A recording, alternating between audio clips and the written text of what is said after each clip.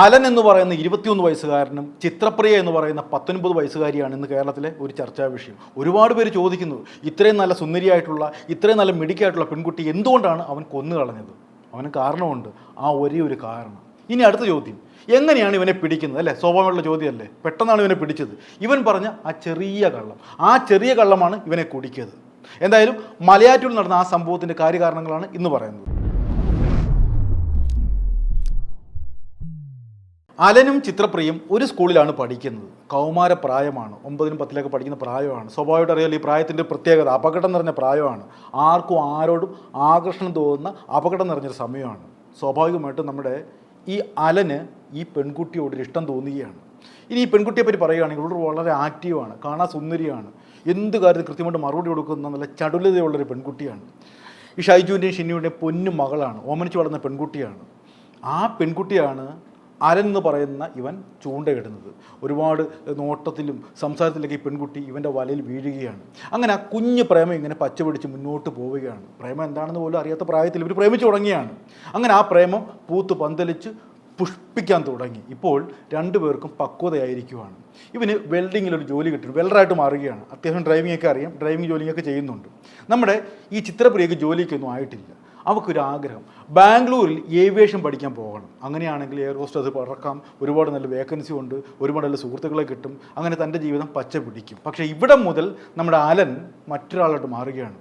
ഈ പെൺകുട്ടിയെ വിട്ടുകൊടുക്കാൻ ഇവൻ തയ്യാറാവുന്നില്ല. മലയാറ്റൂരിലെ മുണ്ടങ്ങാമറ്റം എന്ന് പറയുന്ന ഒരു ചെറിയ ഗ്രാമത്തിലാണ് ഇവർ താമസിക്കുന്നത്. രണ്ടുപേരും നാട്ടുകാരാണ്. അതുകൊണ്ട് തന്നെ ഈ കുടുംബക്കാർക്കല്ല അങ്ങോട്ടും ഇങ്ങോട്ടും പരസ്പരം അറിയാം.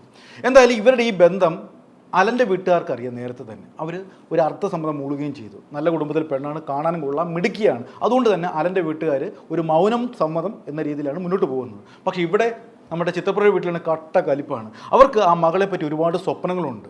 അവളെ വെളിയിൽ അയച്ച് പഠിപ്പിക്കണം, അവൾക്ക് നല്ലൊരു ജോലി വാങ്ങിച്ചു കൊടുക്കണം. അതുമാത്രമല്ല നല്ലൊരു പയ്യനെ കൊണ്ട് കല്യാണം കഴിപ്പിക്കണം. ഈ വെൽഡിങ് ജോലിയുള്ള നാട്ടിൽ തേരാപ്പാര നടക്കുന്ന, അത്യാവശ്യം മദ്യപിക്കുകയൊക്കെ ചെയ്യും കേട്ടോ. അങ്ങനെയുള്ള ഒരുത്തിന് കൊടുക്കാൻ ഈ ചിത്രപ്രിയയുടെ മാതാപിതാക്കൾ തയ്യാറാവുന്നില്ല. അതുകൊണ്ട് കർശനമായിട്ട് ഈ അലനെ വിലക്കുകയാണ്. നീ എത്രയും പെട്ടെന്ന് ഈ ബന്ധത്തിൽ ഒഴിഞ്ഞു മാറണം, അറിയാമല്ലോ, ഇനി പോലീസ് കേസ് കൊടുക്കുന്ന പറഞ്ഞ് വിരട്ടുന്നു. പക്ഷേ അലൻ പിന്മാറുന്നില്ല. താൻ ജീവിക്കുവാണെങ്കിലും മരിക്കുവാണെങ്കിലും ഈ ചിത്രപ്രിയയോടൊപ്പം മാത്രമായിരിക്കുമെന്ന് ഇവന് ഉറപ്പിച്ച് പറയുകയാണ്. എന്തായാലും ഇവർക്ക്, അതായത് ഈ ചിത്രപ്രിയയ്ക്ക് വീട്ടുകാരൊക്കെ നല്ലതുപോലെ ക്ലാസ് എടുക്കുന്നുണ്ട്. എടി, നീ നല്ല മിടുക്കി കൊച്ചല്ലേ, നിനക്ക് വെളിയിലൊക്കെ പോയി പഠിക്കണ്ടേ, ഈ പൊട്ടംകുണാപ്പിനൊക്കെ നോക്കി കിടന്നാൽ നിനക്ക് ഭാവി കാണത്തില്ല, ഇവനിത് മറന്നേ പറ്റത്തുള്ളൂ, ഇതൊക്കെ ചാബല്യമായ പ്രേമമാണ്, ഇതൊന്നും വലിയ ആയുസ് കാണത്തില്ലെന്നൊക്കെ പറഞ്ഞ് നന്നായിട്ട് ബ്രെയിൻ വാഷ് ചെയ്ത് കൊടുക്കുന്നുണ്ട് ഈ ചിത്രപ്രിയയ്ക്ക്. ചിത്രപ്രിയ എല്ലാം കേട്ട് അതുവഴി ഇതുവഴിയൊക്കെ പോയി, അല്ല എന്തോ കേട്ട് അല്ല കേൾക്കാത്ത രീതിയിലൊക്കെ ഇരിക്കുകയാണ്. അവരുടെ മനസ്സിലുള്ള കാര്യം നമുക്ക് പറയാൻ ഒക്കത്തില്ലല്ലോ, ചിലപ്പോൾ അത് സ്വീകരിച്ചിരിക്കാം അല്ലെങ്കിൽ തിരസ്കരിക്കും. അങ്ങനെ നന്നായിട്ട് ക്ലാസ് എടുത്ത് ഇവളെ ബ്രെയിൻ വാഷ് ചെയ്യുകയാണ് വീട്ടുകാർ. അപ്പോൾ ഈ ചിത്രപ്രിയയ്ക്ക് ഇപ്പോൾ ബാംഗ്ലൂരിലേക്ക് പോയേ പറ്റത്തുള്ളൂ, ഏവിയേഷൻ പഠിക്കണം. ഇവിടെ മുതൽ നമ്മുടെ അലൻ്റെ സ്വഭാവത്തിൽ സാരമായുള്ള വ്യത്യാസം വരികയാണ്. താൻ പൊന്നുപോലെ കൊണ്ടു നടന്ന, അല്ലെങ്കിൽ തന്നോടൊപ്പം സഞ്ചരിച്ചിരുന്ന ഈ പെൺകുട്ടി തന്നെ വിട്ട് അല്ലെങ്കിൽ തൻ്റെ നാട് വിട്ട് മറ്റൊരു സ്ഥലത്തേക്ക് പോവുക എന്നുള്ളത് ഈ അലൻ ഉൾക്കൊള്ളാൻ പറ്റുന്നതിൽ അപ്പുറമായിരുന്നു. ഇവൻ എതിർക്കുകയാണ്, നീ പോകണ്ട, നിനക്ക് വേണമെങ്കിൽ കൊച്ചി അല്ലെങ്കിൽ ഒരുപാട് സ്ഥാപനങ്ങൾ അവിടെ ഉണ്ട്, അവിടെ ഏവിയേഷൻ കോഴ്സ് ഉണ്ട്, അവിടെ പോയി പഠിക്കാം എന്നൊക്കെ ഈ അലൻ ഇവളെ വിലക്കുകയാണ്. ഇവൾ സമ്മതിക്കുന്നില്ല. എനിക്ക് ഒരുപാട് സ്വപ്നങ്ങളുണ്ട് അലൻ, എനിക്ക് അവിടെ പോയി പറ്റത്തുള്ളൂ, ഞാൻ തിരിച്ചും കൊണ്ട് വരുമല്ലോ, പഠിക്കാൻ വേണ്ടി പോവല്ലേ എന്നൊക്കെ പറഞ്ഞ് ഇവൾ നേരെ ഏവിയേഷൻ പഠിക്കാൻ വേണ്ടി ബാംഗ്ലൂരിലേക്ക് പോവുകയാണ്. ഇവിടെ മുതൽ നമ്മുടെ അലൻ ശ്രീനിവാസനായിട്ട് മാറുകയാണ്. കല്യാണ മന്ത്രത്തിലെ മറ്റേ ഒലക്കം കൊണ്ടൊക്കെ വരുന്ന ശ്രീനിവാസം ഉണ്ടല്ലോ, അതുപോലെ മാറുകയാണ്. എന്തിനും ഇതിന് സംശയം. കാരണം അവൾ കോഴ്സെല്ലാം പാസ്സായിട്ട് വെളുത്ത് സുന്ദരിക്കുട്ടിയായിട്ട് നാട്ടിൽ തിരിച്ചു വരുമ്പോൾ താൻ ഇങ്ങനെ വെൽഡിങ് ജോലിയൊക്കെ ചെയ്ത് കരുത്ത് കരുവാളിച്ച് കോന്തനായിട്ട് നിൽക്കുന്നത് ഏതെങ്കിലും പെണ്ണ് ഇഷ്ടപ്പെടുമോ? ഇഷ്ടപ്പെടത്തില്ല. അതാണ് അവൻ്റെ കോംപ്ലക്സ്. എന്തായാലും അവൾ പോയി, അതൊരു സത്യം തന്നെയാണ്. പക്ഷേ അവൾക്ക് അവിടെ വെച്ചൊരു പയ്യനുമായിട്ട് ഇഷ്ടപ്പെടുകയാണ്. അവളുടെ ക്ലാസ്സിൽ പഠിക്കുന്ന നല്ല സുന്ദരക്കുട്ടപ്പനായിട്ടുള്ള നല്ല സെറ്റപ്പുള്ളൊരു പയ്യനുമായിട്ട് ഇവൾക്കൊരു പ്രണയം തോന്നുകയാണ്. ഇവിടെയാണല്ലോ കളി മാറുന്നത്. സ്വാഭാവികമായിട്ടും ആ പയ്യനുമായിട്ട് ഫോൺ ചാറ്റിംഗ് ഉണ്ട്, വിളിയുണ്ട്, കാര്യങ്ങളുണ്ട്. ഇവിടെ ഈ പയ്യനെ പൂർണ്ണമായി, അതായത് നമ്മുടെ അലനെ പൂർണ്ണമായിട്ട് ഇവിടെ ഒഴിവാക്കാൻ ശ്രമിക്കുകയാണ്. ഒന്നാമത്തെ കാര്യം, വീട്ടുകാർ നന്നായിട്ട് ക്ലാസ് എടുത്തിട്ടുണ്ട്, ഇവൾക്ക് നല്ല ഭാവിയുള്ള പെൺകുട്ടിയാണ്. ആ ചിന്തകളൊക്കെ ഇവളെ അലട്ടാൻ തുടങ്ങി. താൻ കണ്ടുപിടിച്ചിരിക്കുന്ന ആ പയ്യനാണെങ്കിൽ അത്യാവശ്യം സാമ്പത്തിക സെറ്റപ്പും ഉണ്ട്, താൻ പഠിക്കുന്ന കോഴ്സാണ് എടുത്തിരിക്കുന്നത്, അങ്ങനെ ജോലി സാധ്യതയൊക്കെ ഉണ്ട്. അങ്ങനെ ആ 19കാരുടെ മനസ്സിൽ ഒരു പുതിയ മോഹങ്ങൾ അവിടെ വെച്ച് മുട്ടിടുകയാണ്. അങ്ങനെ അവർ തമ്മിലുള്ള ഒരു അപ്പുറത്തെ വശം നടക്കുമ്പോൾ ഇവിടെ നിരാശാകാമുകനായിട്ട് നമ്മുടെ ചെമ്മീനിലെ മധുസാറിനെ പോലെ താടിയും മുടിയും വളർത്തി മാനസമൈനെ പോലെ മലയാറ്റൂർ പള്ളിയിലൊക്കെ ഇങ്ങനെ സഞ്ചരിക്കുകയാണ്. അല്ലേ, വല്ലാത്തൊരവസ്ഥയല്ലേ. ഇവൻ ഇങ്ങനെ ഇടയ്ക്കിടയ്ക്ക് ഇവളെ വിളിക്കുമ്പോൾ ഇവിടെ ഫോൺ എപ്പോഴും ബിസിയാണ്. അറിയാമല്ലോ, ഈ സംശയം കൂടി കഴിഞ്ഞാൽ ഫോൺ ബിസി ആവാനൊക്കത്തില്ല. ആരോട് സംസാരിക്കാനൊക്കത്തില്ല, ആരോട് നോക്കാനൊക്കത്തില്ല. അതാണ് ഈ പ്രേമത്തിൻ്റെ മറ്റൊരു വൃത്തികെട്ട വശം എന്ന് പറയുന്നത്. ഇവൻ വിളിക്കും, അപ്പോൾ ഫോൺ ബിസി, അത് മറ്റേ കേസ് കേട്ടോ എന്ന് ഇവൻ അങ്ങ് മനസ്സിൽ ചിന്തിക്കുമായിരിക്കും. ഒരുപക്ഷെ വീട്ടിലേക്കായിരിക്കും അവൾ വിളിക്കുന്നത്, അല്ലെങ്കിൽ സുഹൃത്തുക്കളെ ആയിരിക്കും വിളിക്കുന്നത്. പക്ഷേ ഇവൻ്റെ മനസ്സ് മുഴുവൻ അവൻ്റെ ക്ലാസ്സിൽ പഠിക്കുന്ന ഏതോ ഒരുത്തിനുമായിട്ട് ഇവക്ക് ലൈനായിട്ടുണ്ട്. ഇതിങ്ങനെ സംശയമായിട്ട് ഇങ്ങനെ മുന്നോട്ട് പോകും. അന്നേരം തെളിവ് കിട്ടിയിട്ടില്ല. അങ്ങനെ പല വിധത്തിലും ഇവന് സ്വസ്ഥതയില്ലാത്ത രാത്രികളാണ് ഇവൻ്റെ മുമ്പിലേക്ക് വരുന്നത്. വെൽഡിങ് ജോലി ശ്രദ്ധിക്കാൻ പറ്റുന്നില്ല, അദ്ദേഹം ഡ്രൈവറായിട്ട് പോകുന്നുണ്ട്, ആ ജോലി ശ്രദ്ധിക്കാൻ പറ്റുന്നില്ല. നാട്ടിൽ കൂട്ടുകാർക്കെല്ലാം അറിയാം, കൂട്ടുകാരെല്ലാം കളിയാക്കി തുടങ്ങി. നിന്നെ വിളിക്കാറുണ്ട് അവൾ, നിന്നെ തേച്ചിട്ട് പോടേ, അവൾ ബാംഗ്ലൂരിലാണ് പോയിക്കുന്നത്, അറിയാലോ ബാംഗ്ലൂരിൽ പോയാലോ പെണ്ണിൻ്റെ അവസ്ഥ അറിയാമല്ലോ എന്നൊക്കെ പറഞ്ഞ് ഇവനെ കുത്തുന്നുമുണ്ട്. ഇവനാകെപ്പാട് സമാധാനമില്ല. അങ്ങനെ ഇവള് നാട്ടിലേക്ക് വരികയാണ്. അത് ഈ അലനെ വിളിച്ച് ഇവള് പറയുന്നുണ്ട്, നാട്ടിൽ ഇവിടെ ഒരു ക്ഷേത്രത്തിൽ അയ്യപ്പ സേവാ സംഘത്തിൻ്റെ ഒരു പരിപാടിയുണ്ട്, ക്ഷേത്രത്തിൽ വെച്ച് അതിന് കൂടണം. അത് മാത്രമല്ല ഇവരുടെ ബന്ധുവിൻ്റെ ഒരു പിറന്നാൾ ആഘോഷം കൂടിയുണ്ട്. അപ്പോൾ രണ്ടിനും കൂടി ഒരുമിച്ചാണ് ഇവൾ നാട്ടിലേക്ക് വരുന്നത്. അത് അലനെ ഇവളെ വിളിച്ച് പറഞ്ഞു. കാമുകൻ നാട്ടിലേക്ക് എത്തിയിട്ടും നമ്മുടെ അലന് ഇവളോട് പഴയ പോലെ സ്നേഹമില്ല. കാരണം തന്നെ ചതിച്ചിരിക്കുകയാണ്, ഇവൾക്ക് വേറെ ഏതോ ലൈനുണ്ട് എന്ന് പറഞ്ഞുകൊണ്ടിരിക്കുമ്പോൾ ഇവർ തമ്മിൽ അടുത്തുള്ള സമയം കേട്ടോ, ഇവൾക്കൊരു കോള് വരികയാണ്. ആ കോള് ഇവൾ മാറിയും സംസാരിക്കുവാണ്, എന്തോ അടക്കം പറയുന്ന പോലെ. ഇവൻ്റെ മനസ്സ് സംശയം കൂടുതൽ രൂക്ഷമായി. ഇത് മറ്റവനാണ്, ബാംഗ്ലൂരിലുള്ള ഇവരുടെ ഏതോ സെറ്റപ്പാണ് എന്നുള്ള രീതിയിൽ പിന്നെ മനസ്സിലേക്ക് വന്നു. അപ്പോൾ അറിയാമല്ലോ, സ്വാഭാവികമായിട്ട് ഇത്രയും വർഷം പഴക്കമുള്ള പ്രണയമാണ്, 9ാം ക്ലാസ്സിലോ 8ാം ക്ലാസ്സിൽ തുടങ്ങിയ സംഭവമാണ്. ഇവൻ്റെ മനസ്സിലേക്ക് ആകെപ്പാടെ പ്രാന്തിൻ്റെ അവസ്ഥയിലേക്കും വരികയാണ്. അങ്ങനെ ആ ഫോൺ കോൾ കട്ട് ചെയ്തിട്ട് ഇവൾ തിരിച്ചെത്തി. ഇവൻ പിന്നെ അമാന്തിച്ചില്ല, ആ ഫോൺ തട്ടിപ്പറിക്കുകയാണ്. ഉടനെ പടപടാന്ന് പറഞ്ഞ് ആ ഇമേജും ആ ഗാലറിയും എല്ലാം നോക്കിയപ്പോൾ കുറേ പിക്ചർ ഇവൻ്റെ ശ്രദ്ധയിൽപ്പെട്ടു. സുഹൃത്തുക്കളത്ത് അല്ലെങ്കിൽ ആ കാമുകൻ എന്ന് പറയുന്നതോടൊപ്പം നിൽക്കുന്ന കുറേ ഫോട്ടോസ്, ഇവർ തമ്മിലുള്ള കുറേ ഫോൺ കോളുകളെല്ലാം ഇവൻ്റെ ശ്രദ്ധയിൽപ്പെടുകയാണ്. അതോടെ ഇവൻ മാനസികമായിട്ട് ആകെ തകർന്ന് തരിപ്പണായി. അവർ തമ്മിൽ വഴക്കായി. അവിടെ വെച്ച് രൂക്ഷം അങ്ങോട്ടും ഇങ്ങോട്ടും പറഞ്ഞ് 1 2 പറഞ്ഞ് 2 പറഞ്ഞ് 3 പറഞ്ഞ് വഴക്കായി. ഇവൾ പറഞ്ഞു കാണും, നീ നിൻ്റെ പണി നോക്കിയപ്പോൾ എനിക്ക് അതേ പറ്റത്തുള്ളൂ എന്നൊക്കെ ഒരുപക്ഷെ പറഞ്ഞു കാണും. ഇതിവനെ കൂടുതൽ പ്രകോപിച്ചിരിക്കുകയാണ്. ഇവൻ ഇത് മനസ്സിൽ സൂക്ഷിച്ചു വെച്ചിരിക്കുകയാണ്. പിന്നെ എങ്ങനെയെങ്കിലും എന്ത് ചെയ്യണം, പക വീട്ടണം. അതാണല്ലോ അടുത്ത സ്റ്റെപ്പ്. ഇപ്പോഴത്തെ കാമത്തിൻ്റെ അല്ലെങ്കിൽ കാമുകിയുടെ ഏറ്റവും വലിയ ട്രെൻഡ് ഇതാണല്ലോ, പകരം വീട്ടുക. ഇവൻ ആ തീരുമാനം എടുത്ത് ഇവക്ക് 8ൻ്റെ പണി കൊടുക്കണം. ഞാൻ ആദ്യം പറഞ്ഞല്ലോ, ഇവളെന്തിനാണ് വന്നിരിക്കുന്നത്, ആ ക്ഷേത്രത്തിലെ ഒരു ചടങ്ങിന് വേണ്ടിയാണ്. അന്ന് വലിയൊരു ചടങ്ങ് അടക്കുകയാണ്. വൈകുന്നേരമായി ഇവളും അമ്മയും കൂടി ആ ക്ഷേത്രത്തിൽ വന്നു. അവിടെ നമ്മുടെ കാമുകനായ അലനുണ്ട്, അവൻ്റെ കുറേ സുഹൃത്തുക്കളൊക്കെ ഉണ്ട്. ഇവൻ്റെ മനസ്സിൽ പ്രതികാരം ഇങ്ങനെ പറഞ്ഞു പൊങ്ങുകയാണ്. അങ്ങനെ വൈകുന്നേരത്തോടെ അമ്മ ഇവളെയും കൂട്ടിക്കൊണ്ട് വീട്ടിലേക്ക് പോവുകയാണ്. ഇവള് പറഞ്ഞ് കുറച്ച് കഴിഞ്ഞിട്ട് വരാമെന്ന് പറഞ്ഞ് ആ ക്ഷേത്രത്തിൽ തന്നെ തമ്പിടിച്ച് നിൽക്കുകയാണ്. അമ്മ വീട്ടിലേക്ക് പോയി. കുറച്ച് കഴിഞ്ഞ് ഇവളും വീട്ടിലേക്ക് പോയി, അവളുടെ വീട്ടിലേക്ക് പോയി. ഈ അലൻ വിളിക്കുവാണ്, പെട്ടെന്ന് നീ വന്നേ പറ്റത്തുള്ളൂ, എനിക്ക് നിന്നോട് കാണണം, നീ വേണേൽ ആരോടൊപ്പം വേണമെങ്കിലും ജീവിച്ചു, പക്ഷേ എനിക്കൊരു തീരുമാനം ഉണ്ടാക്കണമെന്ന് പറഞ്ഞ് ഇവളെ വിളിക്കുവാണ്. ഇവിടെ മുതലാണ് ആ പെൺകുട്ടിയുടെ ശനിദശ ശരിക്കും തുടങ്ങുന്നത്.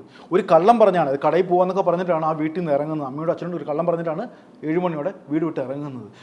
വല്ലാത്ത ഇറക്കലായിപ്പോയി. ഇവൻ കാത്തിരിക്കുകയാണ്. അങ്ങനെ ഈ പെൺകുട്ടിയും കൂട്ടിക്കൊണ്ട് ഇവൻ ഒരു റബ്ബർ തോട്ടത്തിലേക്ക് പോവുകയാണ്. 7 മണിയാണെന്ന് ഓർത്താണ്. ഇപ്പോൾ പല ന്യൂസുകളും വരുന്നുണ്ട്. പോലീസ് പുറത്തുവിട്ട CCTV എന്നൊക്കെ പറഞ്ഞത് 2:30 4 പേരോടൊപ്പമാണ് ഈ പെൺകുട്ടി ഒരു സ്ഥലത്തേക്ക് പോകുന്നതൊക്കെയാണ് ആ CCTV പുറത്ത് വന്നിരിക്കുന്നത്. പക്ഷേ അതൊന്ന് ചിന്തിച്ച് നോക്കുക, അത് സ്വാഭാവികമായിട്ട് നമ്മുടെ ബുദ്ധിക്ക് നടക്കുന്ന കാര്യമാണോ? ഒരേ നാട്ടുകാരാണ്, മകൾ ഇത്രയും നേരമായിട്ടും വന്നില്ലെങ്കിൽ സ്വാഭാവികമായിട്ട് അച്ഛനും അമ്മയൊക്കെ അന്വേഷിച്ചിറങ്ങുമല്ലോ. ഒരു 2 മണി സമയത്ത് ആ പെൺകുട്ടി ആ സ്ഥലത്തേക്ക് പോവുക എന്നുള്ളത് നമുക്ക് യോജിക്കാൻ പറ്റത്തില്ല. അവരുടെ ഈ പെൺകുട്ടി ബന്ധു രംഗത്ത് വന്നിട്ടുണ്ട്. ഒരിക്കലും 2 മണിക്ക് പോയത് തങ്ങളുടെ പെൺകുട്ടി അല്ല എന്നുള്ള നിലപാടിലാണ് ഈ ബന്ധുവൊക്കെ രംഗത്ത് വന്നിരിക്കുന്നത്. എനിക്കും അതിനോട് യോജിക്കാൻ പറ്റത്തില്ല.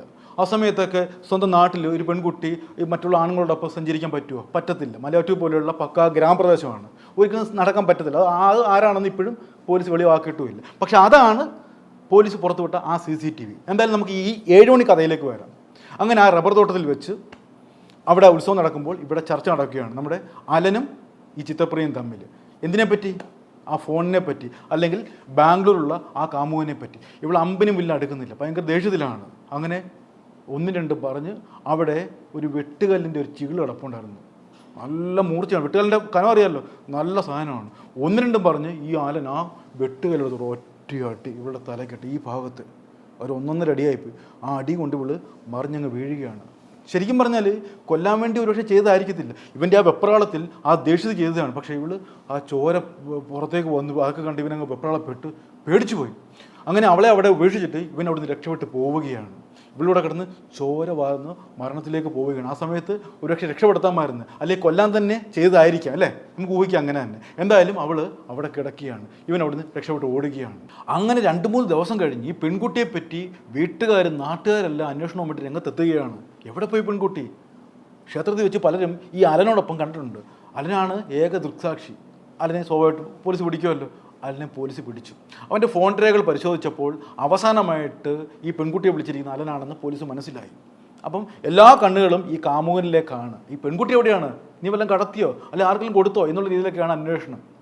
ഇവൻ പറഞ്ഞ ഒരു കാര്യമുണ്ട്, ഇതാണ് ഞാൻ ആദ്യം പറഞ്ഞൊരു കള്ളമാണ് ഇവനിലേക്ക് ഡയറക്റ്റായിട്ട് നിമിഷം കൊണ്ട് ഇവൻ പോലീസിന് പിടിയിലായത്. ഇവൻ പറഞ്ഞ കള്ളം എന്താണെന്ന് അറിയുമോ? ഇവൻ പോലീസിനോട് പറഞ്ഞ ഇങ്ങനെയാണ്, ക്ഷേത്രത്തിലുണ്ടായിരുന്നു, കുറച്ച് കഴിഞ്ഞ് 8-9 മണി സമയത്ത് ഇവർക്ക് വീട്ടിൽ പോകണമെന്ന്, നല്ല ഇരുട്ടല്ലേ, അമ്മ നേരത്തെ പോയി, അങ്ങനെ ഇവളെ കൊണ്ടാക്കാൻ വേണ്ടി ഞാൻ വീട്ടിലേക്ക് എത്തി. അങ്ങനെ വീടിൻ്റെ ആ ഭാഗത്തെത്തിയപ്പോൾ അവളെ അവിടെ ഇറക്കി വിട്ടു.